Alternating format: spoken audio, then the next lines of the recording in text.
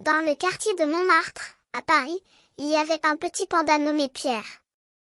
Pierre était un panda très spécial, car il avait une passion inextinguible pour la musique.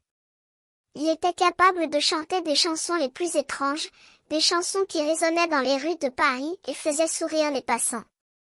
Un jour, Pierre décida de sortir de sa cage pour aller jouer de son stylo à air comprimé, qui ressemblait étrangement à un instrument de musique. Il commença à jouer un air si mélodieux que les passants s'arrêtèrent pour l'écouter. Les habitants du quartier, qu'il avait toujours considéré comme un simple panda, furent stupéfaits de voir qu'il était capable de jouer de cet instrument avec une telle maestria. Les enfants du quartier commencèrent à danser dans les rues, en chantant avec Pierre. Ils criaient « P comme panda, panda comme stylo. P comme cochon, cochon comme toi. » Les musiciens de la ville vinrent écouter Pierre jouer, et ils furent tellement impressionnés qu'ils lui demandèrent de rejoindre leur orchestre. Pierre devint ainsi le premier panda à jouer dans un orchestre de Paris.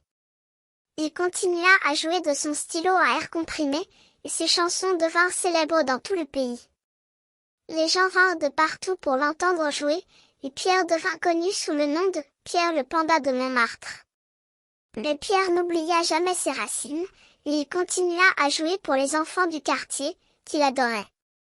Il devint ainsi un symbole de la créativité et de l'imagination, et sa musique continua à résonner dans les rues de Paris, faisant sourire les passants et les enfants qui l'entendaient jouer de son stylo à air comprimé.